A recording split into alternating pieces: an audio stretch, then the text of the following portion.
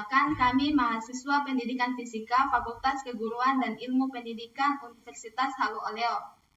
Adapun pada presentasi kali ini, materi yang akan kami bawakan yaitu Electric and Magnetic Fields, elektromagnetik, pada mata kuliah perancangan eksperimen.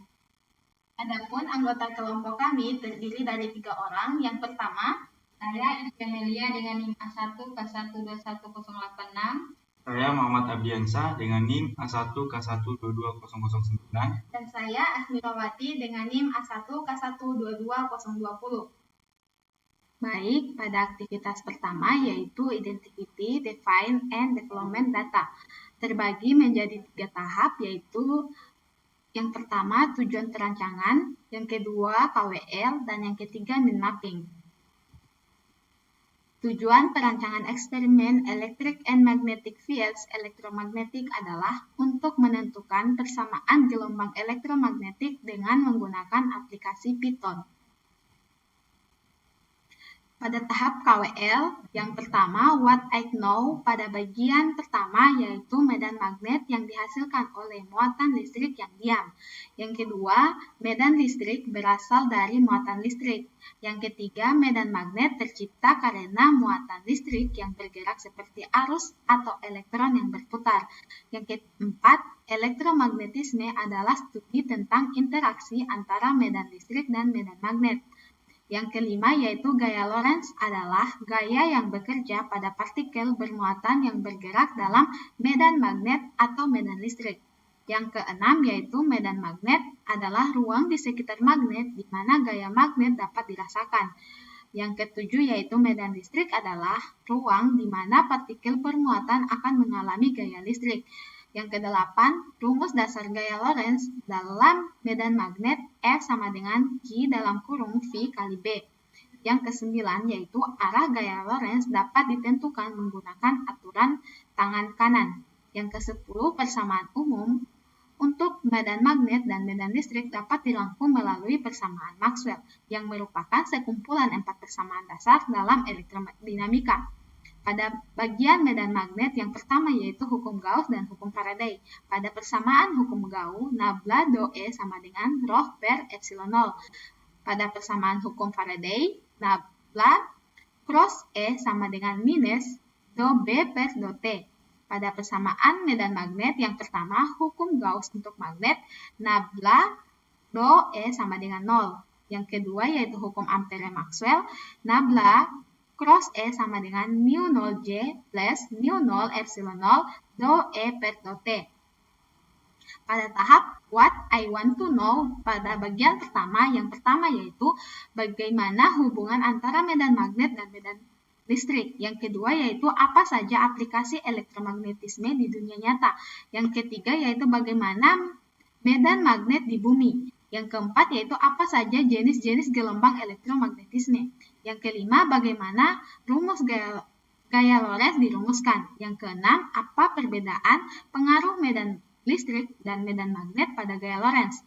Yang ketujuh, bagaimana aplikasi gaya Lorentz dalam kehidupan sehari-hari atau teknologi. Yang kedelapan, bagaimana menentukan arah gaya Lorentz menggunakan aturan tangan kanan. Pada bagian What I Learned, yang pertama, medan listrik dan medan magnet saling berhubungan, di mana medan magnet yang berubah dapat menimbulkan medan listrik, dan medan listrik yang berubah dapat menimbulkan medan magnet.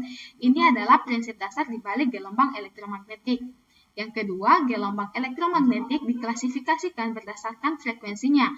Spektrum gelombang elektromagnetik mencakup berbagai macam gelombang termasuk gelombang radio, gelombang mikro, radiasi inframerah, cahaya tampak, radiasi ultraviolet, sinar X, dan sinar gamma. Setiap jenis gelombang memiliki sifat dan aplikasi yang berbeda. Yang ketiga yaitu medan listrik dan medan magnet saling berhubungan dalam gelombang elektromagnetik dan merasa saling tegak lurus satu sama lain. Yang keempat, perubahan medan magnet menghasilkan medan listrik. Yang kelima yaitu rumus gaya Lorentz lengkap. Jika terdapat medan listrik dan medan magnet, maka gaya Lorentz adalah F sama dengan Q dalam kurung E plus V kali B sama dengan. Yang ke-6, aplikasi gaya Lorentz digunakan dalam kehidupan seperti motor listrik, generator, osiloskop, dan partikel akselerator.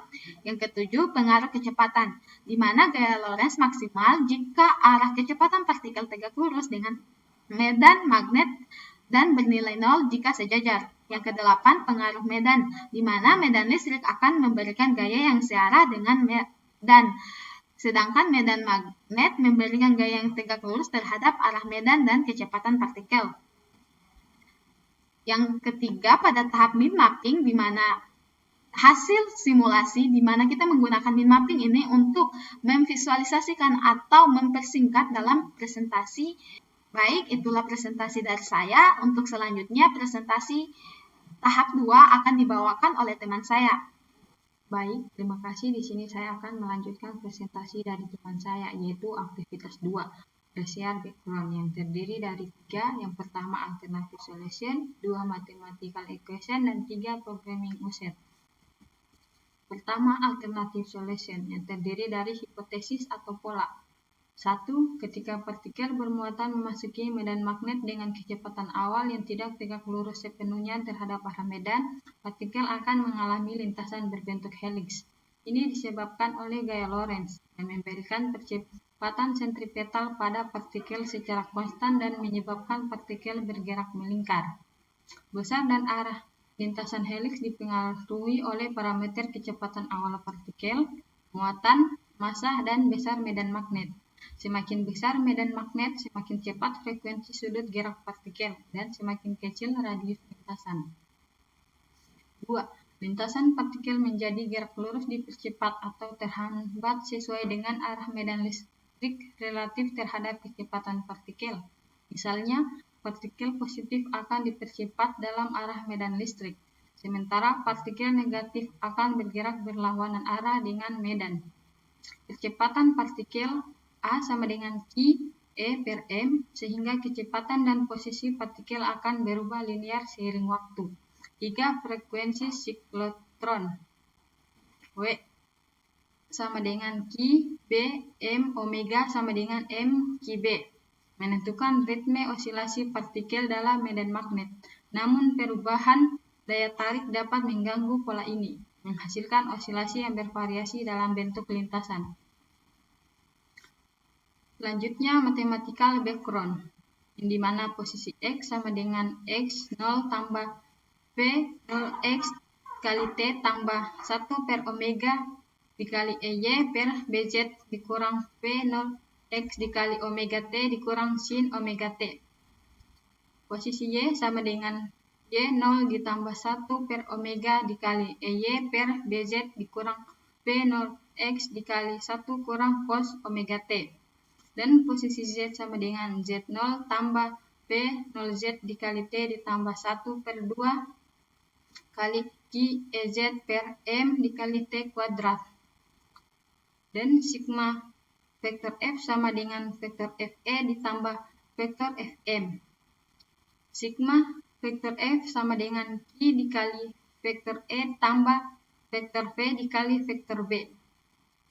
Px sama dengan P0x tambah 1 per omega dikali EY per BZ dikurang P0x dikali 1 kurang cos omega T. Py sama dengan 1 per omega dikali EY per BZ dikurang V0x dikali sin omega T. Pz sama dengan P0z ditambah QE Z per M kali T. Selanjutnya, programming user. Kita menggunakan dua aplikasi, yaitu Python dan Microsoft Excel. Yang dimana Python adalah bahasa pemrograman dan Microsoft Excel atau Microsoft Office Excel adalah sebuah program aplikasi lembar kerja yang dibuat dan distribusikan oleh Microsoft Corporation yang dapat dijalankan pada Microsoft Windows dan Mac OS. Baik, itulah hasil pemaparan materi saya. Materi selanjutnya akan dibawakan oleh teman saya. Baik, terima kasih. Saya akan melanjutkan materi selanjutnya. Saya akan menjelaskan aktivitas ketiga, yaitu Construct Artifact, yang dimana terbagi menjadi 3. Yang pertama, flowchart, kedua, coding, ketiga, experimental design.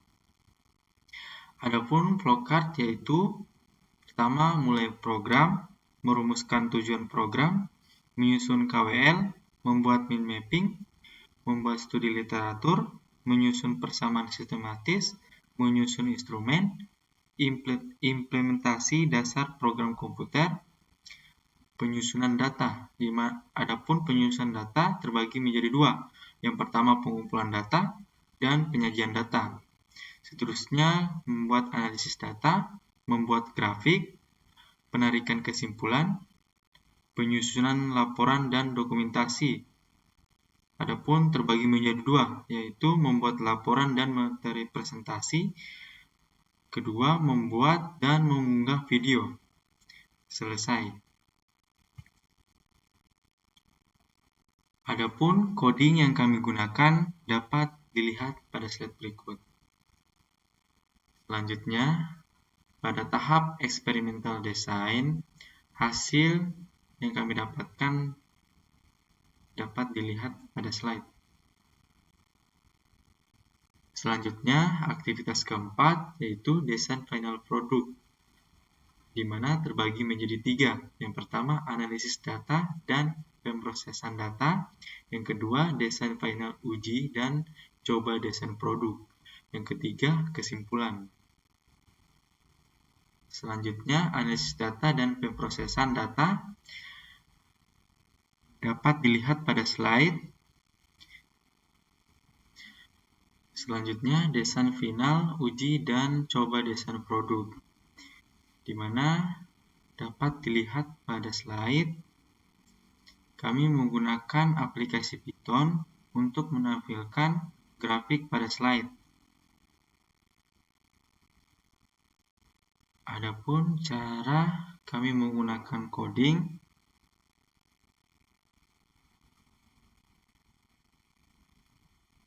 cara memasukkan coding, pertama cd spasi G.2 garis miring Python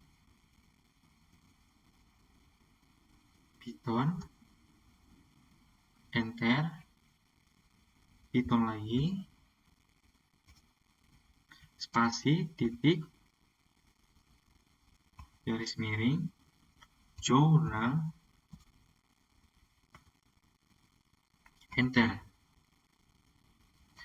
Adapun grafik yang muncul, grafik pertama yang dimana I sama dengan 2 satuan, M sama dengan 1 satuan, V sama dengan 10 satuan. Kita akan menunjukkan grafik kedua, di mana Python spasi titik garis miring link, enter. Adapun grafik kedua yang dimana I sama dengan 2 satuan, M sama dengan 2 satuan, V sama dengan 12 satuan, E sama dengan 2 satuan. Selanjutnya kita akan memunculkan grafik terakhir, di mana Python spasi titik garis miring 3 titik PY, enter.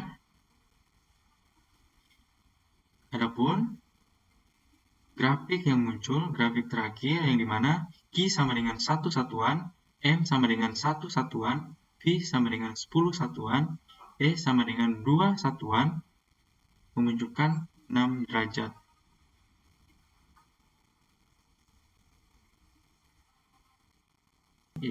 Baik, itu saja hasil materi yang saya paparkan. Saya kembalikan ke pemateri selanjutnya. Adapun kesimpulan, visualisasi lintasan partikel bermuatan dalam kombinasi medan magnet dan medan listrik berhasil memberikan gambaran yang jelas mengenai pengaruh kedua medan terhadap pola gerakan partikel. Dengan menggunakan Excel dan Python, pola lintasan seperti lintasan helix, gerak lurus dipercepat, dan lintasan melengkung berhasil divisualisasikan. Pengaruh setiap parameter, setiap besar medan magnet, medan listrik, dan kecepatan awal terlihat dalam pengaruh frekuensi, radius, dan bentuk lintasan partikel. Hasil ini menunjukkan bagaimana kombinasi medan listrik dan magnet mengarahkan partikel untuk bergerak dalam pola yang dapat diprediksi dengan jelas sehingga memudahkan pemahaman terkait gerakan partikel dalam fisika medan elektromagnetik. Baik, itulah presentasi dari kelompok kami. Lebih dan kurangnya mohon dimaafkan. Wabillahi taufiq walhidayah. Wassalamualaikum warahmatullahi wabarakatuh.